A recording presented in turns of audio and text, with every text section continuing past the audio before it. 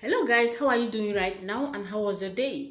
Thank you very much for staying tuned here and supporting me on this channel.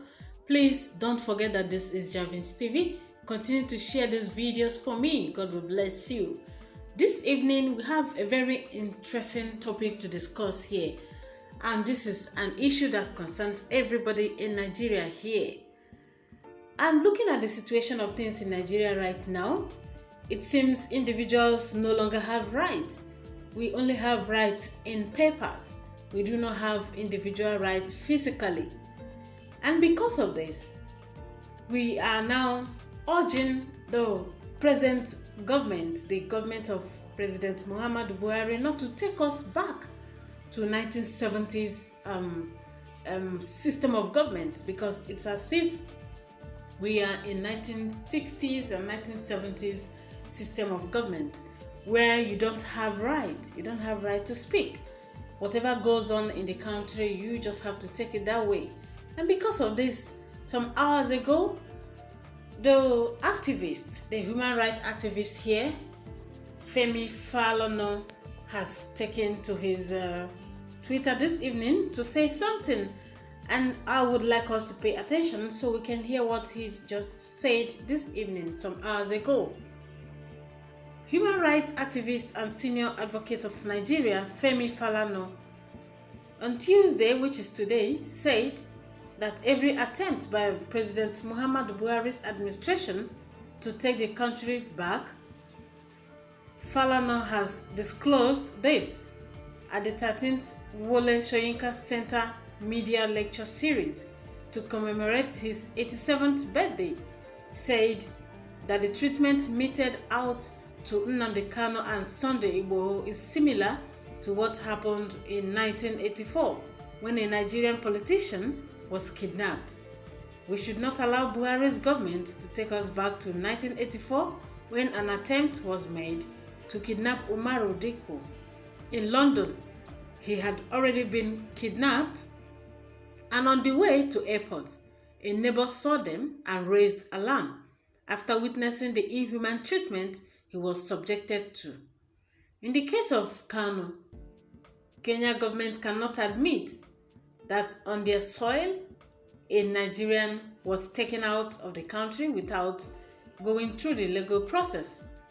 It's likely they drugged him to sleep and brought him back to Nigeria. That is against the Anti-Torture Act and Nigeria's constitution. Therefore, those who say they brought Kanu back through some international collaboration are not saying the truth. Interpol cannot deport without due process. He insisted that those who say people will not be allowed to protest are just joking and are still living in military era. Even during the era of Babangida and Abacha, people still protested because it's their right. Yes. It is sad that Buhari forgets quickly. In 2003, Obasanjo's administration disbanded a rally in Kanu, which was attended by Buhari. We went to court and won the case. The court declared that police permits for rally is illegal and unconstitutional. A free people do not need permission to enjoy their freedom. Based on that, we mobilized the National Assembly and they made a law in 2015 that if you are going to have a rally in Nigeria, all you need to do is to inform police to provide adequate security. The people in Abuja need to understand that we are not a conquered people. So they should learn to treat us with dignity. We are not surprised that the bill to criminalize protest has been withdrawn because it's not possible in a democratic era. Speaking to the theme of the event, Remaking Nigeria Towards a Secure and Viable Union, Falana called on media practitioners to self-regulate. The media body is like the guard of editors. NUJ needs to meet urgently and bring out some new code of conduct because now we have a situation whereby one or two people can set up online media and dish out stories, some with intentions of blackmailing. That needs to be corrected. We must not wait for government to do that. One of the speakers, a public interest and human rights lawyer, Inebehe Effiong, said that Nigeria is at a very difficult period in which Buhari's administration on a daily basis violates human rights.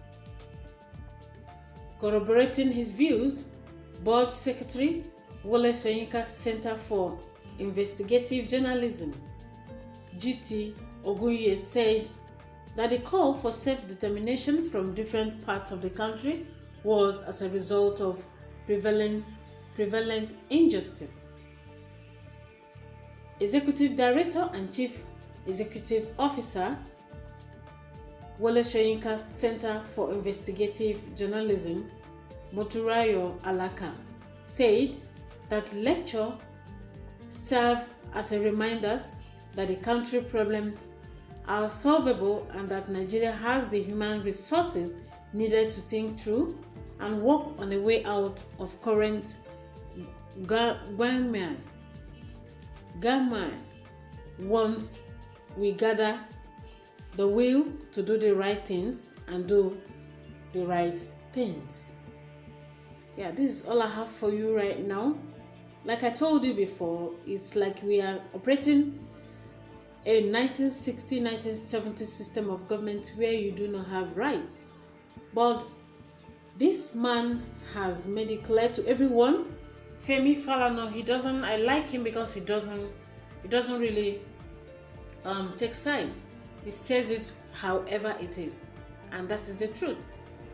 We cannot allow the government of Buhari to take us back to 1980s system of government. We have the right as individuals to protest. Any individual this is democracy anyway. This is democracy. Okay, what is the definition of democracy if we cannot have the right to protest? It's the government of the people, by the people, and for the people. Yes, if democracy is existing, that means individuals should have the right to protest. They have the right to do a peaceful demonstration. They can say, we don't want this. But Buhari government does not encourage this. They try to force people, they try to make people believe that they do not have right to say what they need to say concerning the bad government. That is why they practically banned Twitter, because they want people to just keep short. Okay, my dear people, I know you have something to say about this. I know you would have a comment. Please drop it in that comment section there, as the Lord will bless you. I'll be right back. Thank you very much for staying tuned.